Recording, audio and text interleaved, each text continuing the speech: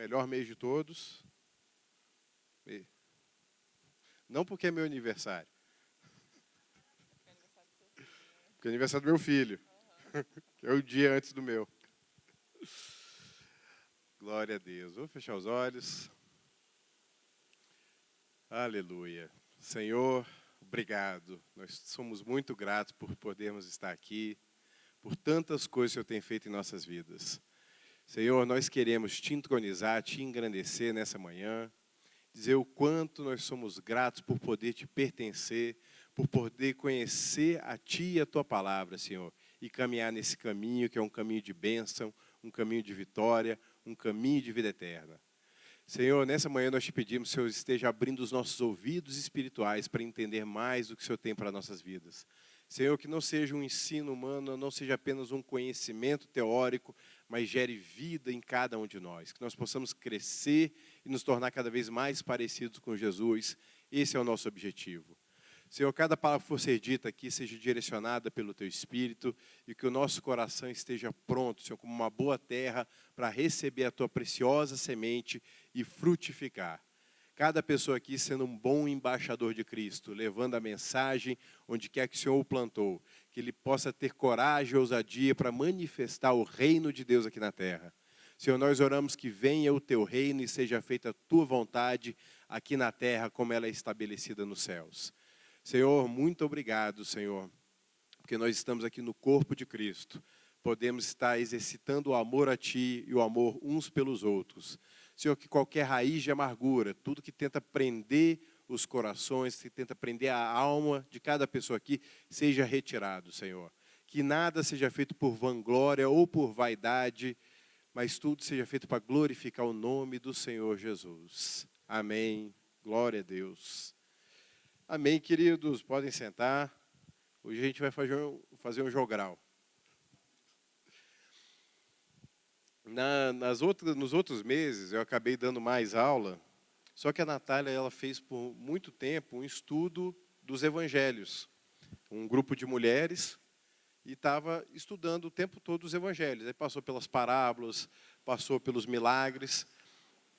Aí eu falei para ela, tá ficando mais à frente aqui das parábolas, por conta de todo esse conhecimento que ela teve. E aqui nós vamos finalizar com o final, galardão e recompensa. Está aqui. Galardão e recompensa. Na verdade, a gente colocou esse título, mas galardão e recompensa são sinônimos, né? Então a gente não vai ter nenhuma revelação muito assim, nossa, galardão isso, recompensa não. É a mesma coisa, é sinônimo, tá? Se olhar no dicionário vai dar a mesma coisa. E dependendo da tradução da Bíblia que você lê, você vai ver que ou usa uma palavra ou usa outra palavra. E nós vamos falar basicamente de duas parábolas aqui hoje. Uma que está lá no Evangelho de Mateus e outra está no Evangelho de Lucas.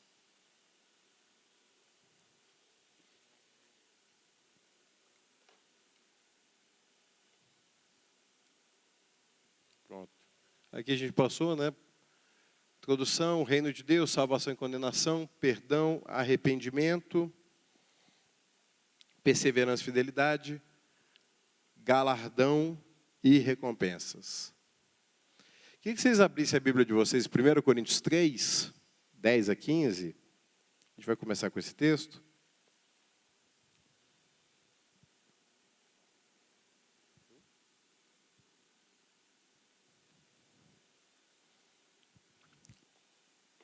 Está aqui. Segundo a graça de Deus que me foi dada, pus eu, como sábio arquiteto, o fundamento, e outro edifica sobre ele.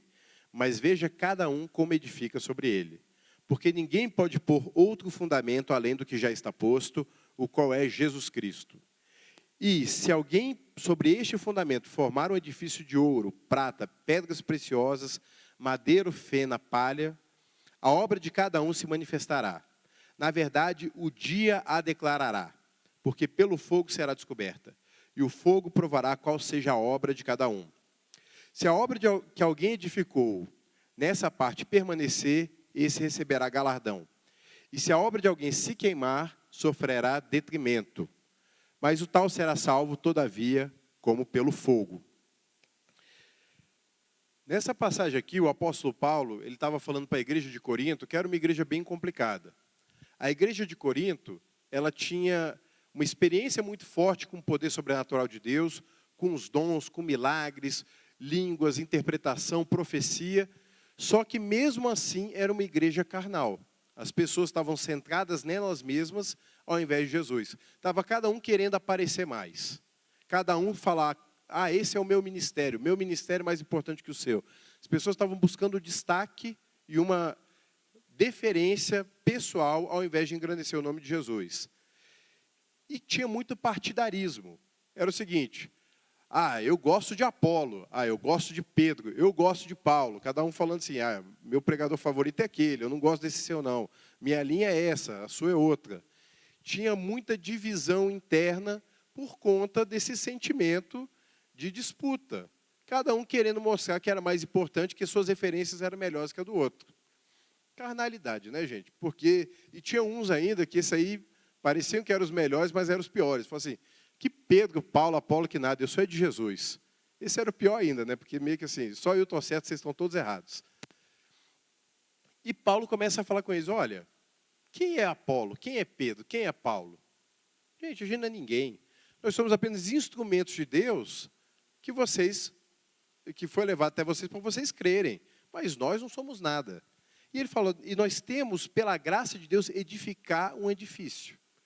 E aqui está falando da obra de Deus que cada pessoa tem que fazer. Cada um de nós é chamado para construir um edifício, vamos colocar assim. E como você constrói esse edifício é que vai determinar se você vai ter ou não recompensa. Porque você pode construir, se esforçar, mas fazer com materiais de menor valor ou de maior valor. E se fala do seu empenho. Se você vai construir com ouro, prata, pedras preciosas, com o que você tem de melhor, ou se você vai fazer com madeira, feno e palha, coisas comuns. Você vai tratar a obra de Deus como se fosse uma coisa trivial.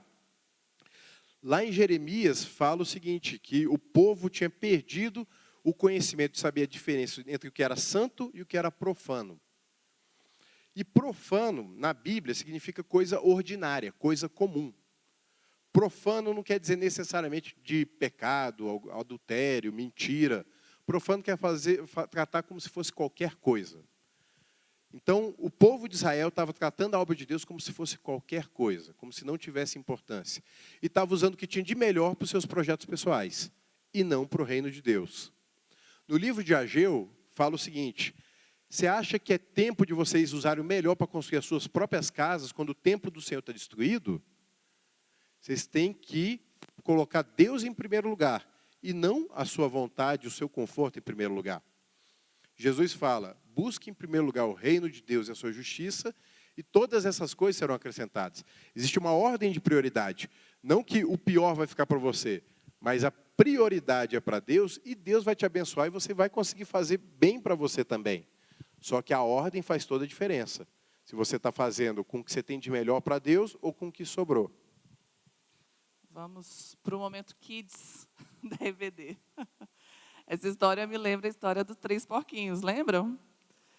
Um quis fazer mais fácil, mais rápido, e o que aconteceu? Todos foram provados, e na hora da aprovação, uns permaneceram, um permaneceu e os outros não. Jesus também falou sobre edificar sobre a rocha, ou na areia. As 2 casas foram provadas, uma permaneceu e a outra não. E a questão é que o errado sempre é mais fácil. É uma coisa que a gente fala, fazer errado sempre é mais fácil. Declaração de imposto de renda, você fazer certinho, gente, é tão difícil. Eu tô há 3 anos tentando fazer o meu imposto certo, porque é tanto detalhe. E toda vez tem um detalhe lá, porque o meu plano de saúde é diferente, aí eu tento colocar de um jeito, não é. Aí eu coloco a mais, não é. Colocar a menos, não é. Peço orientação, não é. Por quê? Você quer fazer certo e é mais difícil. O que seria mais fácil? Eu simplesmente jogar qualquer coisa lá, né? E o atalho sempre é mais fácil, só que vai chegar o dia da aprovação. E o problema, muitas vezes, da gente querer fazer as coisas erradas é que a gente não tem uma expectativa de juízo, não tem uma expectativa de punição. um dos problemas no Brasil, quando você estuda a questão da corrupção no Brasil, historicamente, por que é tão arraigado dentro do povo, por que é tão arraigado? A gente lembra da política, mas quando a gente olha para todas as esferas da sociedade, a gente vê um padrão corrupto. Isso vem da natureza humana, mas a gente, comparando culturas, a gente percebe que aqui é um pouco mais. E aí tem vários fatores que vão favorecer isso. Um deles é, as pessoas não têm expectativa de que elas vão ser punidas, e se forem, que essa punição vai demorar. Minha amiga ali do MPF, a gente está em contato muito com isso, né? Então, você não tem expectativa de que você vai ser punido, então você vai fazendo de qualquer forma. E a Bíblia está aqui para nos orientar que nem tudo que dá certo é certo.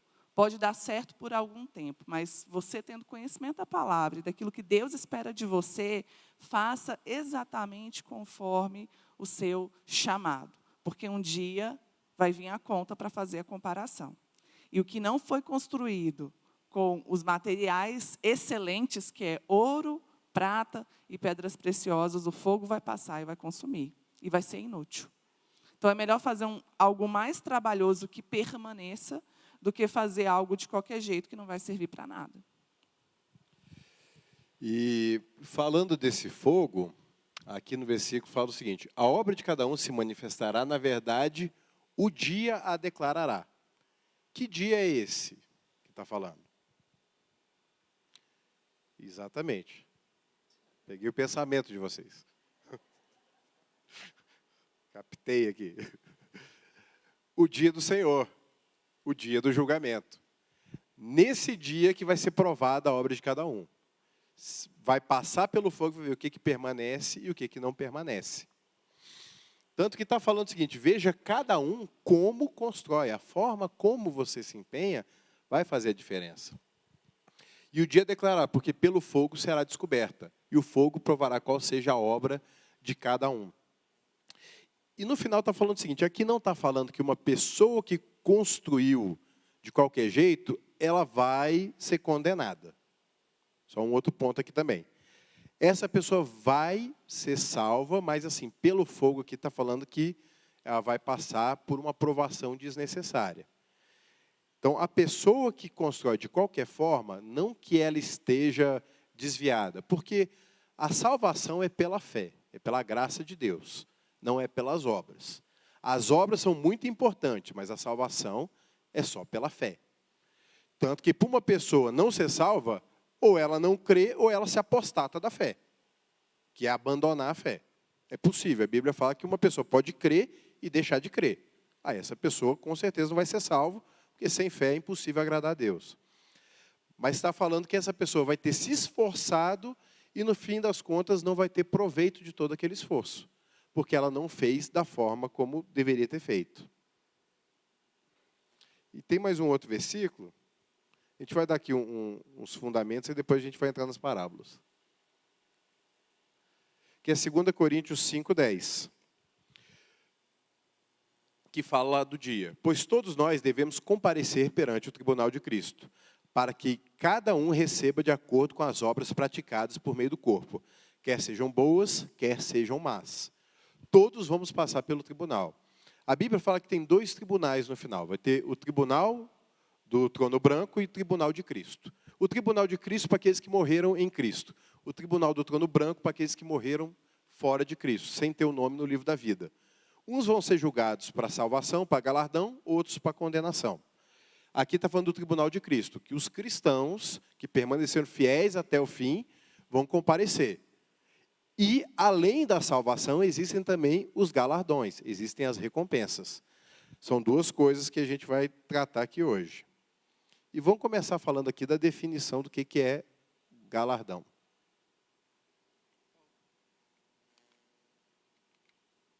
Isso. Então, o que é galardão? Galardão significa recompensa, pagamento, prêmio, uma distinção recebida. E na Bíblia a gente vê que tem galardões que são dados aqui e tem galardões que são dados na era vindoura. Tem coisas que você já recebe aqui em vida. Tem coisas que você vai receber depois, quando você já estiver com o seu novo corpo. No caso dos salvos, nós, que somos salvos em Cristo, o galardão é uma recompensa dada por Deus pelas obras que praticamos em obediência à sua vontade. Quem não é salvo, quem não é de Jesus, não tem como receber galardão, porque a pessoa nem salva é. Então, são duas distinções aqui, né? Quando a Bíblia fala que aquele que crê em Cristo não sofrerá julgamento, está falando desse julgamento para condenação, é o trono branco.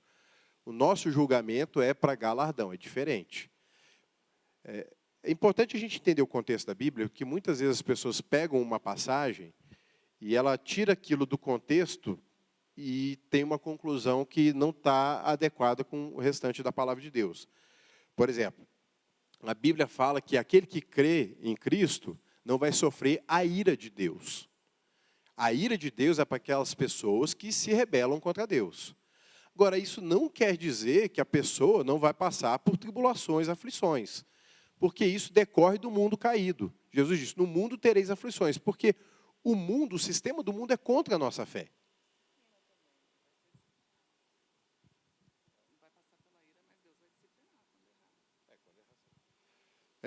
Deus disciplina quem ama, mas a ira de Deus, o juízo de Deus, é para aqueles que se rebelam contra Deus, aqueles que não fazem parte do corpo de Cristo.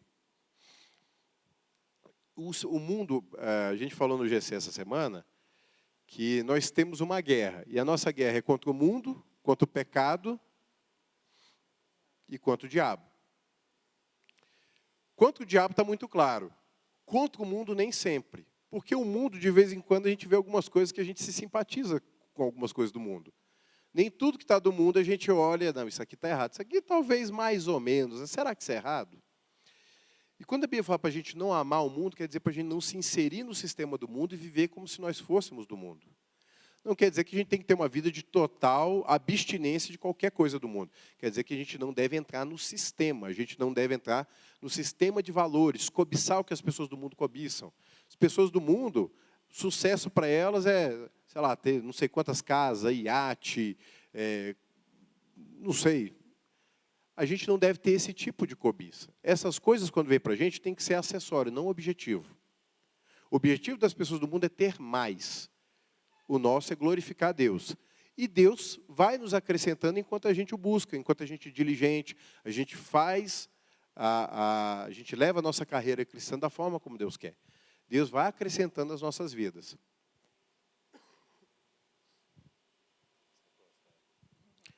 E descobri que está tendo um surto de H1N1. Gente, eu estou com um suador desde segunda-feira e uma tosse que fica me agarrando aqui. Não estou gripado, tá? Mas assim, eu estou só com esses sintomas aqui. E continuando. Esse aqui, né? E nós não podemos confundir galardão com salvação. Nós somos salvos porque Deus coloca em nós, nos imputa a justiça de Jesus. Porque Jesus cumpriu a lei, nós não conseguimos. E salvação é um dom de Deus para quem crê no sacrifício de Jesus. Lembra aqui do ladrão da cruz. Qual obra que o ladrão da cruz fez para poder ser salvo?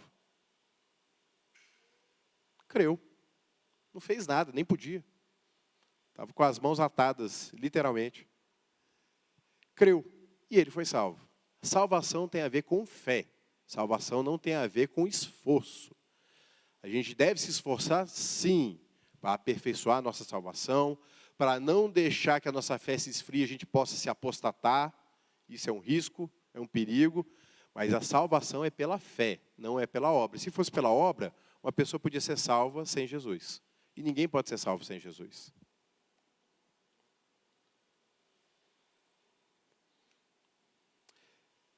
Então, o único motivo que nós recebemos galardões e bênçãos da parte de Deus é porque Ele nos recebeu em Cristo. E assim, graciosamente, nas obras também são aceitas. Nós não temos como reivindicar nada perante Deus. Tudo que nós recebemos é pela graça dEle, inclusive os galardões. Vamos lá para Efésios 2, 8 e 9. Porque pela graça sois salvos por meio da fé. Isso não vem de vós. O que não vem de vós? A fé, a graça, a salvação. A salvação não vem da gente, né? Vem de Deus, pela graça, por meio da fé. Vou só fazer uma pausa aqui, porque isso aqui às vezes gera muita confusão. Isso não vem de vós. O que não vem de vós? E muita gente entende que é a fé. Então fala assim, se eu não tenho uma fé suficiente, é porque Deus não me abençoou com uma fé grande. Então o problema não está em mim, está em Deus, que não quis me abençoar.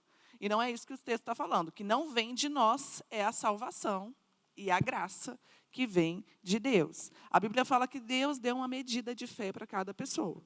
Então, a graça dele colocou dentro de cada um de nós uma medida de fé. Qual é a nossa função? Fazer essa semente crescer. Como é que você cuida de uma semente? Você planta, você rega, você cuida, e daqui a pouco ela cresce sem o seu esforço e dá frutos. Tá bom? Então, o que não vem de nós é a salvação e a graça. É um dom de Deus. Não vem das obras, para que ninguém se glorie. Só que aí Efésios 2:10 vai completar. Porque somos feitura sua, criados em Cristo Jesus para boas obras, as quais Ele preparou para que andássemos nela. Então, é algo que precisa ser muito bem entendido, a questão da fé e das obras, porque existe uma tendência a supervalorizar a fé, desprezar as obras, ou o contrário, supervalorizar as obras e desprezar a fé no sentido da graça de Deus. Então, ou eu falo que eu tenho fé, que eu creio, que eu sou uma pessoa piedosa, no sentido da minha confiança em Deus, e que se não são obras que me salvam, para que eu vou ficar fazendo coisas boas? Para que eu vou ficar me esforçando? Jesus já pagou o preço por mim. Eu não preciso disso. Isso que eu estou falando é errado, tá? Às vezes pega só esse corte, mas isso é errado. Porque eu não posso supervalorizar. O que Tiago fala? Cadê? Me mostra a sua fé pelas suas obras. Como é que você... A fé sem obras, ela é morta. Não adianta você dizer que tem fé e não tem obras. E, por outro lado, também vão ter as pessoas que vão dizer que têm boas obras, que fazem boas coisas, que fazem caridade, que ajudam os pobres, mas a fé dela, a vida dela com Deus é desprezada. Isso também é errado. E Efésios 2 vem e esclarece isso para a gente. Essa junção da fé com as obras. O que vai falar em 10? Porque nós somos criação de Deus. Para quê? Para realizarmos boas obras que já estavam prontas para nós que praticarmos elas antes da criação. Já existem coisas esperando para que você faça. Então, você não é salvo porque você faz boas obras, mas porque você é salvo, você vai realizar boas obras. É uma consequência. Ok? Então, é natural. Se você está em Cristo, você vai andar em coerência com aquilo que Ele espera de você. Então, primeiro, eu estou em Cristo e aí eu sou salvo. E o entendimento do galardão é muito necessário e muito desprezado. Porque, às vezes, entende, eu só tenho que me preocupar se eu vou para o céu ou para o inferno. Depois que eu for para o céu, eu vou ficar lá deitado, finalmente, em berço esplêndido e acabou. Né? Ufa, me garanti. Só que nem isso não. No céu vão ter funções, vão ter trabalhos, vão ter posições. E isso não é para a gente ficar competindo entre si, tentando se garantir. Mas para a gente entender o propósito, aquilo que vai ser requerido de nós e poder olhar para o nosso Senhor e ouvir dele, servo bom e fiel.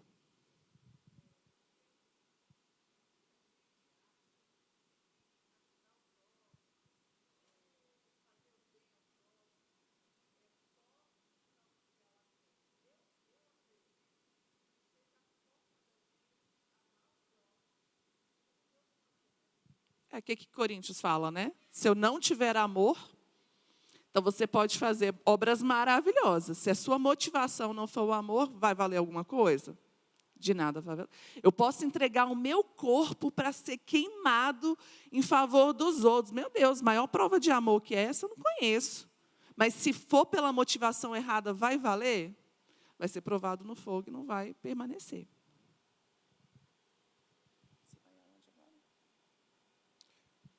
Cadê o passador?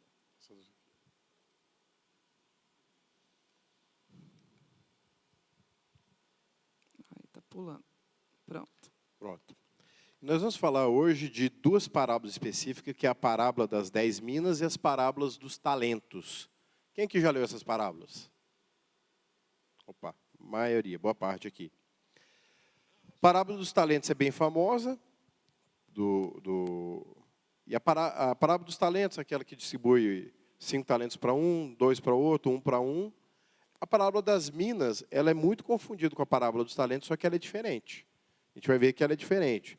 Porque tem parábolas que se repetem nos evangelhos sinóticos, né? Mateus, Marcos e Lucas. Essa daqui tem gente que acha que é uma repetição, mas não é. É uma parábola diferente, mas com muitas coisas semelhantes. Ambas falam de recompensa que o Senhor nos dá, só que as aplicações, a gente vai ver aqui como é que funciona. Vamos começar aqui pela parábola dos talentos, Mateus 25, 24 a 30. A gente falou muito de Mateus 24 quando a gente estudou escatologia. Mateus 24 está falando do fim dos tempos. Vai falar de preparação.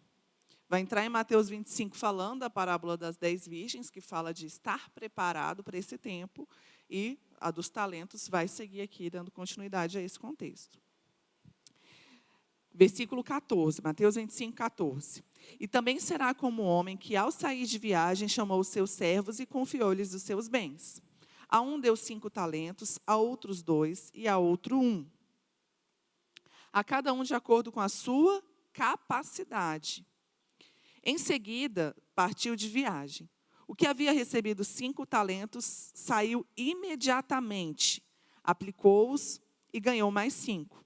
Também, o que tinha ganhado 2 talentos ganhou mais 2. Mas o que tinha recebido 1 talento cavou um buraco no chão, escondeu o dinheiro do seu senhor. Depois de muito tempo, o senhor daqueles servos voltou e acertou a conta com eles. O que tinha recebido 5 talentos trouxe os outros 5 e disse: o Senhor me confiou 5 talentos, veja, eu ganhei mais 5. O Senhor respondeu: muito bem, servo bom e fiel. Você foi fiel no pouco e eu porei sobre o muito. Venha e participe da alegria do seu Senhor. Veio também o que tinha recebido 2 talentos e disse: o Senhor me confiou 2 talentos, veja, eu ganhei mais 2. O Senhor respondeu: muito bem, servo bom e fiel. Você foi fiel no pouco e eu porei sobre o muito. Venha e participe da alegria do seu Senhor. Por fim, o que tinha recebido 1 talento disse: eu sabia que o Senhor é um homem severo, que colhe onde não plantou e junta onde não semeou. Por isso eu tive medo, saí e escondi o talento no chão. Veja, aqui está o que lhe pertence. O Senhor respondeu: servo mau e negligente. Você sabia que eu colho onde não plantei e junto onde não semeei? Então você devia ter confiado o meu dinheiro aos banqueiros, para que quando eu voltasse, recebesse de volta com juros. Tirem o talento dele e entreguem-no ao que tem 10, pois a quem tem, mais será dado, e terá em grande quantidade, mas a quem não tem, até o que tem lhe será tirado. Lancem fora o servo inútil nas trevas, onde haverá choro e ranger de dentes. Parábola dos talentos. Primeiro, começando aqui, o que é talento?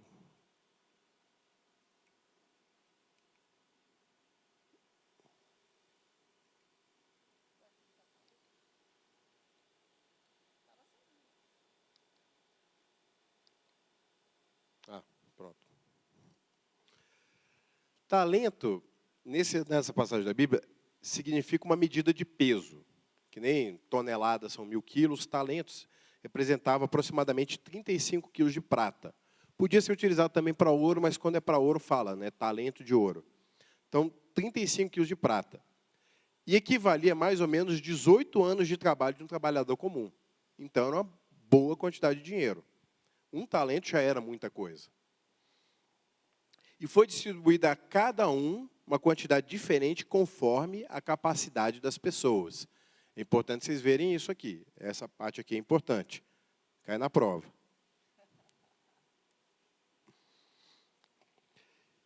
E quando a gente fala de talento hoje em dia como uma habilidade, vem daqui da Bíblia. Porque originalmente era uma medida de peso. Mas se tornou tão usual falar, não enterre o seu talento, não enterre aquilo que te foi confiado, que virou sinônimo de habilidade. O que te foi confiado? Eu canto bem, eu falo bem, eu empreendo bem, virou um sinônimo de habilidade, talento, né? Nessa passagem a gente vê o seguinte, a justiça de Deus. Deus conhece cada pessoa.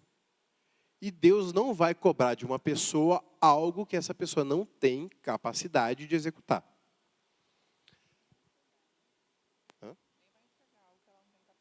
Isso. Da mesma forma, ele não vai dar para uma pessoa algo que ela não tem condição de administrar. Deus vai dar a cada um conforme a capacidade, que a gente aprende aqui dos talentos. E cada pessoa é responsável por desenvolver isso conforme o que recebeu. É interessante ver isso, né? Porque se está nas suas mãos, se tem algo para você fazer, é porque você tem plena capacidade de cumprir isso. Não duvide. Por que Deus fez isso comigo? Se Ele sabe que eu não consigo. Não, se Ele fez com você, é porque Ele sabe que você consegue. Quem não sabe é você. E aí, o que vale mais? A opinião de Deus ou a sua? A dele. Então, confia na opinião dele. E o que são esses exemplos aqui, né? Por exemplo, habilidade musical, comunicação, administração, os dons ministeriais, evangelista, profeta, apóstolo, recursos, as pessoas administrarem os recursos que chegam para ela. Deus não vai dar recurso que a pessoa não tenha condição de estar administrando. E a partir do momento que a pessoa recebe, é porque ela tem condição de fazer aquilo multiplicar. Só que a gente vê que mesmo a pessoa tendo capacidade, isso não é uma garantia que ela vai conseguir fazer. Ou que ela vai querer fazer. Que ela vai conseguir, ela consegue. Que ela vai querer fazer. Nessa passagem, o que vê? Deus chamou algumas pessoas para funções específicas.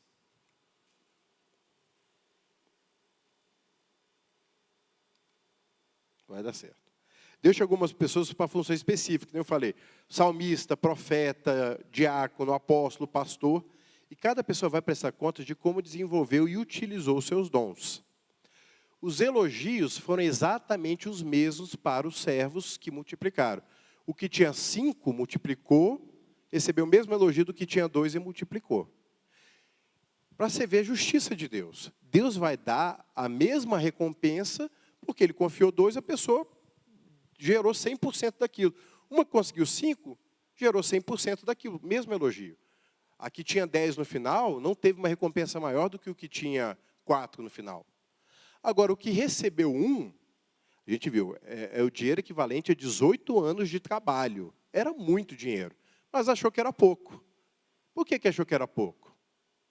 O que vocês acham que fez com que essa pessoa achasse que era pouco? Um exercício aqui. Deixa a imaginação fluir um pouquinho. Comparação. Um recebeu 5. Imagina, 5 vezes 18, quem faz conta rápida aí, 90, né? Aí o outro recebeu 2, aí dá 36. É isso, né, gente? Vocês corrigem. Ele falou, quem faz conta rápida, foi, não olha para mim, não. Eu sou de humanas, eu não sou dessa zona aí. Falei, poxa, o cara recebeu 90, equivalente a 90 anos, cara. Eu recebi só isso aqui, é pouquinho. Não era pouco, era muita coisa. Só que ele ficou olhando para o outro. A inveja, a comparação, faz com que as pessoas fiquem paralisadas. A pessoa fica tão invejosa, comparada, se sente tão preterida, que em vez de fazer o melhor com o que ela tem, ela fica paralisada reclamando, ou então finge que aquilo não existe. Finge que não é com ela. Olhar para o lado é das piores coisas que nós podemos fazer. Porque nós não sabemos a capacidade que aquela pessoa tem, o que ela passou para chegar até onde ela está, o que ela tem em condição, a gente não sabe. Então, a comparação é das coisas mais burras que a gente pode fazer na vida. Cada pessoa tem uma história. Ninguém tem a história igual a da outra pessoa. Numa mesma família, se você for pegar os filhos, cada filho tem uma história, mesmo tendo o mesmo pai e a mesma mãe, sendo criado no mesmo lugar, nas mesmas condições. Então, não dá. A gente fica olhando o tempo todo os nossos filhos. Cada um tem um talento, cada um tem uma aptidão, cada um tem um gosto diferente. E assim, criado da mesma forma, pelo menos da forma mais próxima possível. Mas cada um tem uma aptidão diferente. Então, essa comparação de ficar olhando o que o outro recebeu, que eu não recebi, vai só te paralisar. Você nunca vai ser uma pessoa mais produtiva por estar olhando para outra pessoa com inveja. Nunca. Isso vai só paralisar. A inveja é uma coisa que vai comendo a pessoa por dentro. A pessoa ela vai ficando amargurada quando ela tem inveja. Ela fica se achando vítima, se coloca numa posição de vitimismo. Ah, o outro teve, gostam mais do outro, me tiraram para escanteio. Em vez da pessoa olhar para Deus e buscar, Senhor, me ajuda para que eu possa fazer mais, para que eu possa crescer mais, ela olha aqui na horizontal. A gente nunca vai crescer em fé olhando para cá. A gente tem que só olhar para cima. Só assim a gente cresce na fé. Outra coisa muito importante aqui da gente aprender com um servo negligente é medo. O medo nunca vai te dar base, condições de tomar uma decisão correta. Nunca tome nenhuma decisão movida por medo. Nunca haja, ande, guie a sua vida por causa do medo. Sempre vai te levar para um lugar errado. Ele tentou ser prudente, ele tentou guardar para não perder, mas ele tomou a pior decisão que ele poderia. Ele que tinha uma perspectiva errada do seu Senhor.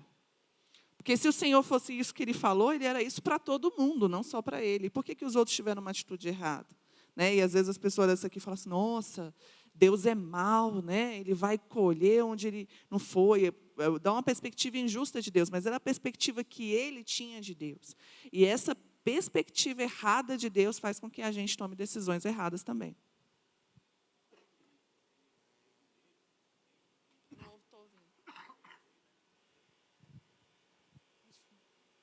Pode falar que aí todo mundo ouve.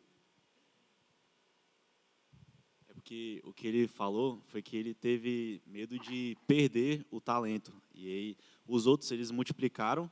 Como é que você multiplica? Quando você empresta para uma outra pessoa, aí a pessoa te devolve com juros. Aí eu acho que quando a Bíblia fala isso, ela está falando de você usar seu talento para servir as outras pessoas. E assim, eles usaram os talentos deles para servirem. Ele não, ele teve medo de perder, ou seja, ele teve medo de usar o talento dele, ele teve medo de compartilhar o talento dele com outras pessoas, e por isso ele guardou. Então, o medo dele, que nem se falou, foi de compartilhar o talento dele. Então, ele guardou o talento dele porque ele teve medo de usar aquilo que Deus deu para ele. Né? Clareou aí? Mas, assim, pontualmente, conseguiu entender? Pessoas que têm habilidades e, às vezes, pegam essas habilidades, não compartilham, têm medo de alguém imitar o dom que ela tem medo de imitar a ideia que ela teve, e vai retendo, retém informação, retém conhecimento. O que vai acontecer? Você está enterrando, pastora Marta.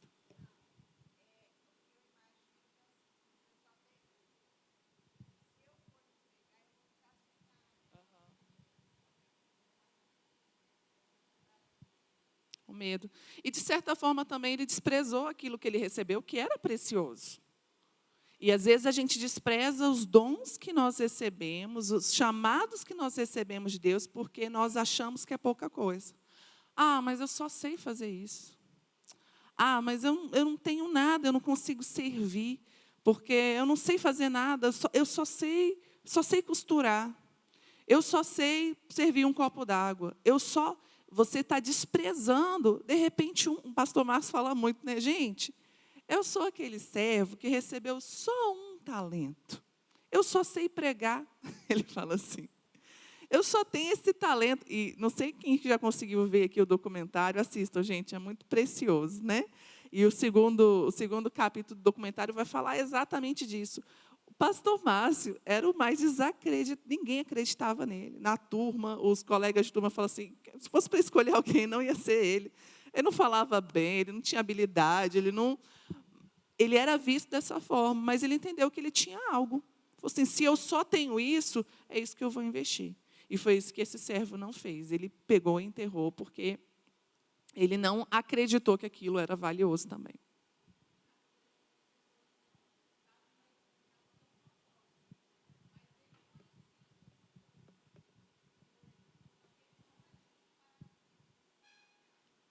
A Eleira falou ali que, às vezes, a pessoa não sabe identificar o propósito, e aí ela não faz, né?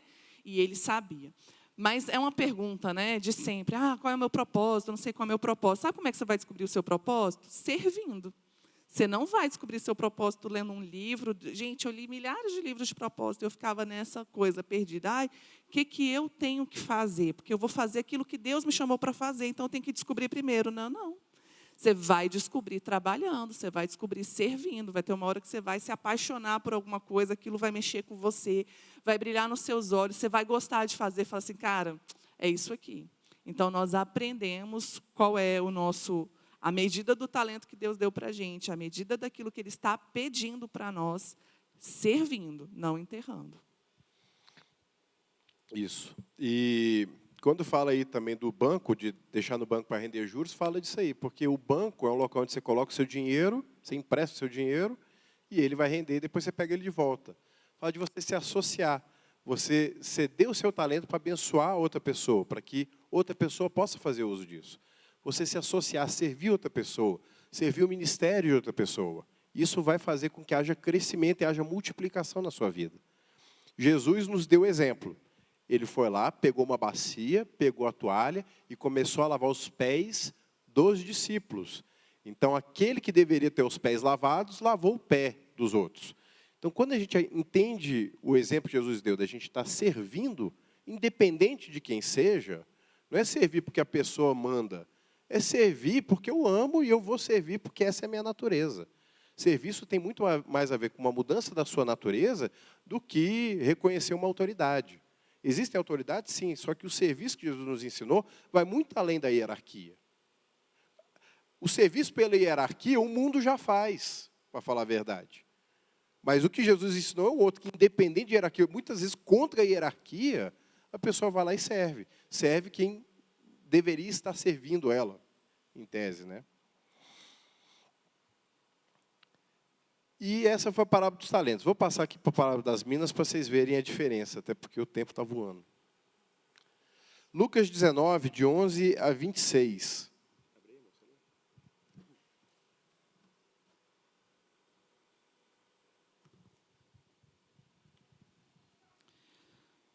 Vamos lá. Só para passar o contexto, Jesus estava aqui na casa de Zaqueu. Zaqueu se arrependeu, teve um fruto de arrependimento, a gente falou aqui de arrependimento, fruto de arrependimento, e Jesus falou, hoje houve salvação.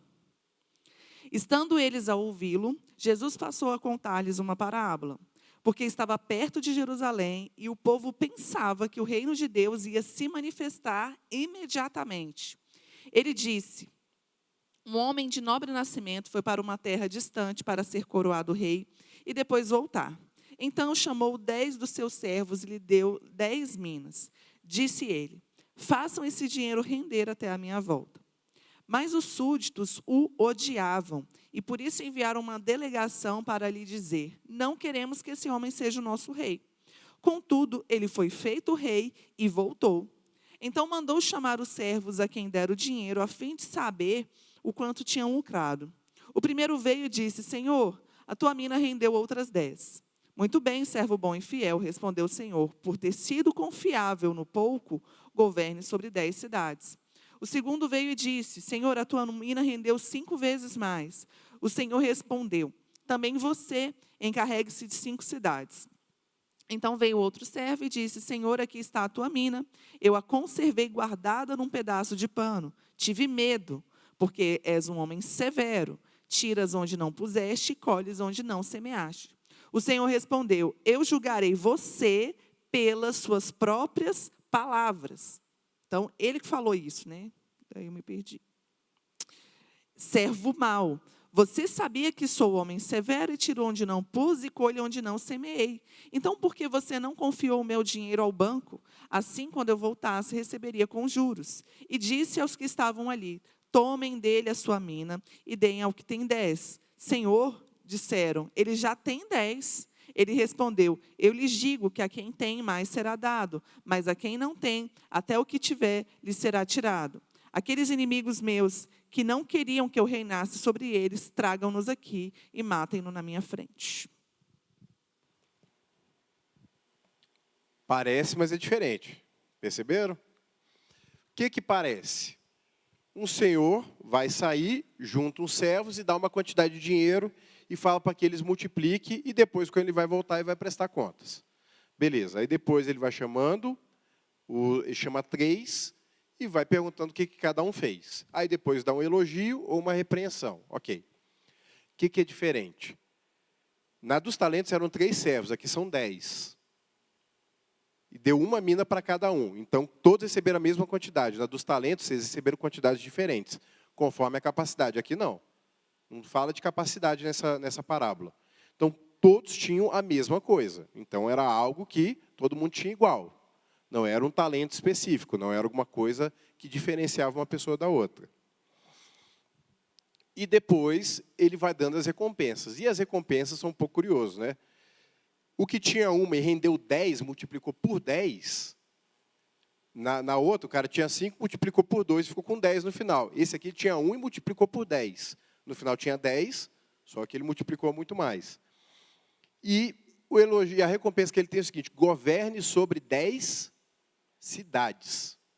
Aí depois fala, governe sobre 5 cidades, e o último foi o que tomou a repreensão.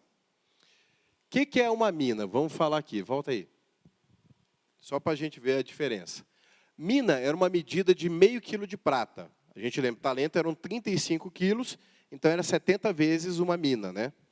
E era o salário de 3 meses de um trabalhador.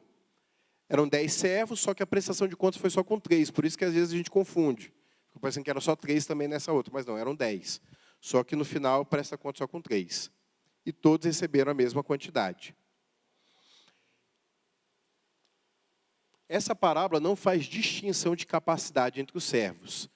E o que isso explica para a gente? A mina fala dos atos que todos os servos podem desempenhar, independente de capacidade. Isso aqui é uma coisa que todo cristão tem igual. Não está falando de um talento ou de um chamado específico da parte de Deus ou um dom que você tem. Está falando de algo que todos vocês aqui têm na mesma proporção. Por exemplo, caráter. Todos nós temos que desenvolver o caráter de Cristo por igual. Fruto do Espírito, amor, alegria, bondade, paz, fidelidade. Todos nós temos que desenvolver isso de uma forma igual. Obediência, oração. Não existe um dom de oração. Todos podemos orar.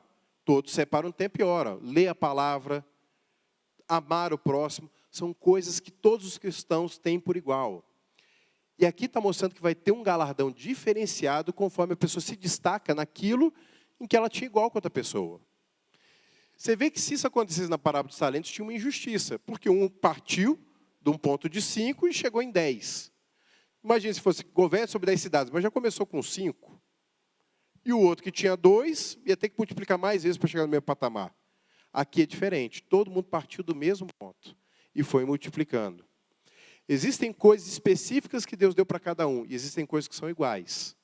Nessas que são iguais, nós temos a mesma oportunidade de estar multiplicando e de estar exercendo a nossa obediência à palavra de Deus.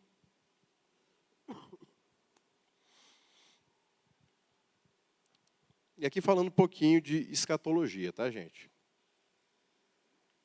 Não? Não. Pronto. O galardão nessa parábola provavelmente fala do governo milenar na Terra.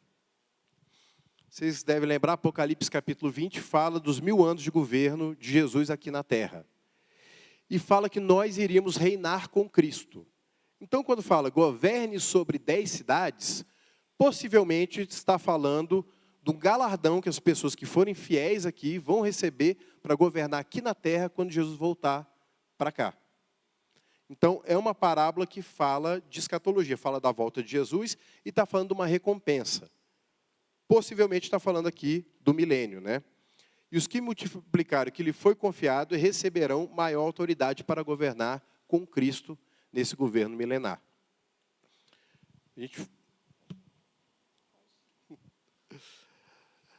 A gente comentou a respeito das visões do milênio, quando a gente falou aqui de escatologia, e na visão pré-milenista, que é a visão histórica da igreja, e que é a visão do judeu, que o judeu não chama de governo milenar, fala de governo messiânico, que era o que eles achavam que Jesus ia fazer na primeira vez que ele veio.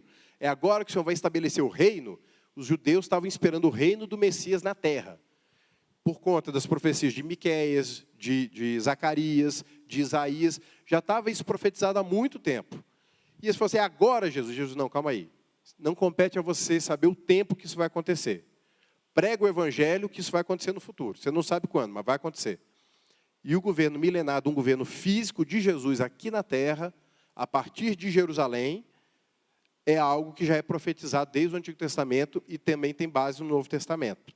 Então, esse galardão, especificamente, deve estar falando de um galardão que vai ser recebido no milênio. Alguns anos atrás, a gente estava numa igreja lá em Goiânia, e um pastor, que ele é muito bom nessa parte de escatologia, era na igreja dele. E ele estava pregando sobre o fim dos tempos. E foi algo assim que transformou minha vida. Ele falando sobre reinar com Cristo, sobre essa responsabilidade que nos seria delegada. E falou que nós vamos governar segundo o padrão de Deus, segundo a lei de Deus. E qual é a lei de Deus? A palavra dele, o evangelho. Não a lei de Moisés, né? Mas toda a palavra, todo o caráter de Deus. E nós, quando reinarmos com Cristo, vamos estar ali reproduzindo algo que vem dele. Nós vamos estar representando. Como é que eu posso representar a Deus se eu não o conheço? Eu tenho que ter uma capacidade tão grande de representar a Deus que eu, diante de uma decisão que eu tenho que tomar, eu saiba, se fosse Deus para julgar essa situação, esse seria o padrão. E por que mudou a minha vida? Porque a partir daquele dia eu voltei para casa e mergulhei nas Escrituras. Mergulhei, eu falei, eu preciso saber, eu preciso conhecer. Um dia eu vou assumir essa posição, e se eu assumisse essa posição hoje, eu não saberia o que fazer. Provavelmente eu não assumiria, né? Porque eu não ia ter a capacidade para aquilo. Então, isso volta os nossos olhos para nos preparar. Às vezes a gente corre tanto por cargos, né? Seja na igreja, seja no nosso trabalho, e você se capacitar para isso não é errado, para as coisas dessa terra. Mas existe algo que vai durar muito mais do que qualquer coisa nessa terra, que é a eternidade. E nós não podemos negligenciar o nosso preparo para esse tempo. Como você prepara? Conhecendo o seu Senhor, conhecendo a vontade dEle e a palavra. E nós só temos essa vida para conquistar essa nossa posição eterna. Nós temos os nossos 70, 80, 90 anos, 100 anos que a gente tiver aqui, que seja, para conquistar isso. E esse tempo não volta. Então, cada minuto que você tem aqui é importante para a sua eternidade. Tudo que você faz aqui tem um valor eterno. Essa consciência faz com que, quando você entrar, sei lá, que seja, num banheiro público, às vezes você, poxa, deixa eu dar uma limpada que alguém vem depois de mim. É uma coisa boba. Você está fazendo pensando em amar o próximo. Você gostaria que alguém tivesse feito isso por você antes de entrar naquele banheiro? Mas ninguém vai ver. Sim, vai. Existe um que vê todas as coisas. E aquele que vê as suas obras em secreto vai te recompensar publicamente. Deus é o Deus que sabe recompensar tudo o que você faz para Ele, em nome dEle, em oculto. Você não precisa alardear e propagandear o que você faz. Ele está vendo. E se você faz querendo o reconhecimento, o seu reconhecimento vai ser esse, só o das pessoas. Mas se você faz querendo agradar a Deus, Ele vai te recompensar. De uma forma que vai te surpreender. Que você jamais conseguiria imaginar algo tão bom que poderia acontecer na sua vida.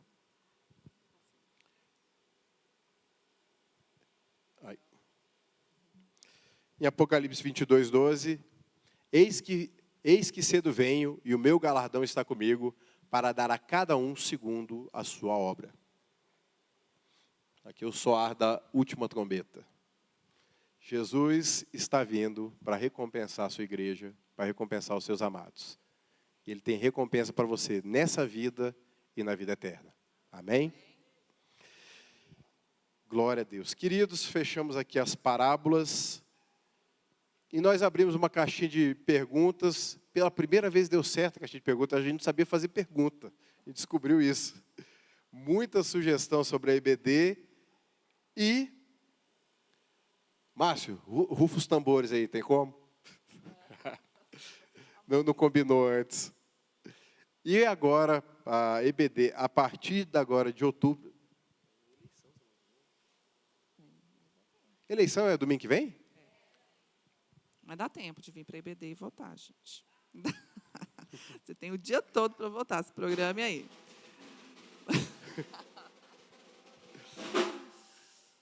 E o tema do mês que vem será... Ó, suspense.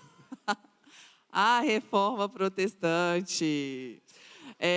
Outubro é o mês da reforma, o mês que nós comemoramos, né? A reforma, dia 30 de outubro. 31? 31 de outubro. E eu sempre confundo. 31 de outubro, e foi uma sugestão, né, algumas pessoas que estão aqui sugeriram a história da igreja, foi muito legal, e 2 pessoas falaram sobre reforma, falou, vamos entrar no mês da reforma, vamos falar sobre reforma. A gente achou interessantíssimo, então foi muito bom construir isso junto com vocês, então no mês de outubro vamos estar falando sobre isso.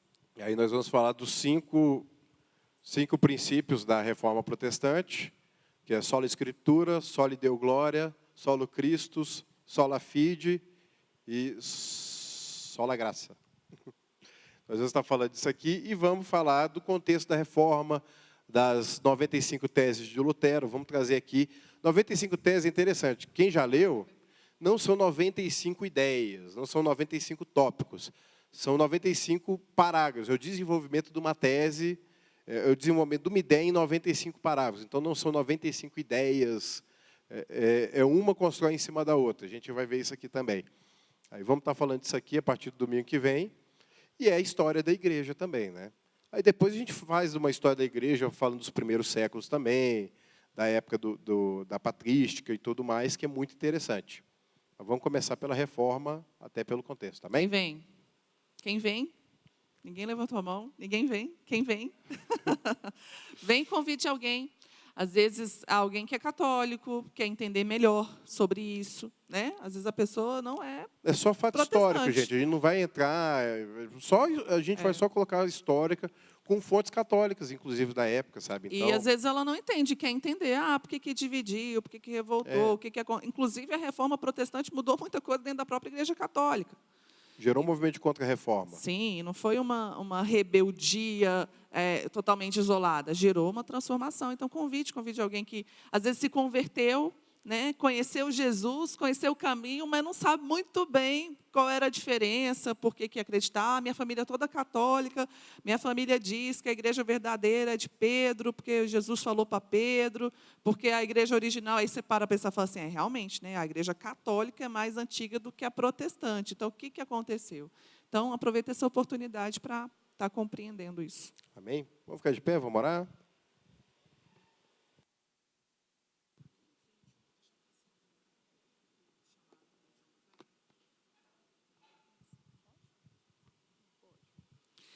Coloca a mão no seu coração. Com esse entendimento que nós recebemos hoje, peça ao Senhor para que Ele te mostre, né, as direções que você precisa tomar, as decisões que você precisa tomar para viver uma vida focada naquilo que é eterno, focado naquilo que Ele espera de você. Não apenas por causa de uma recompensa, mas porque você ama o seu Senhor. E o amor faz com que você queira fazer as coisas que agrade. Amém?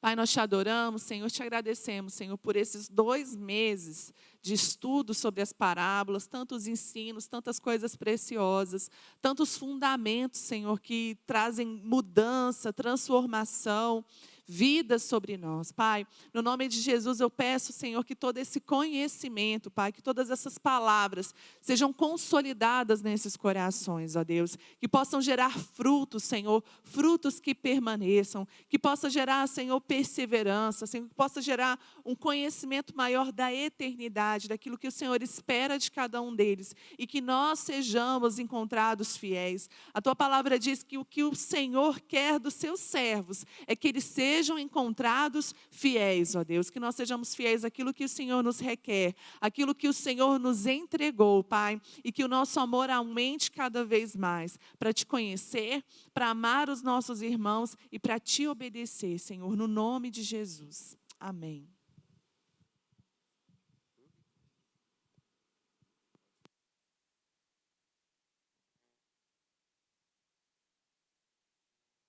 Ivi, você está em cima?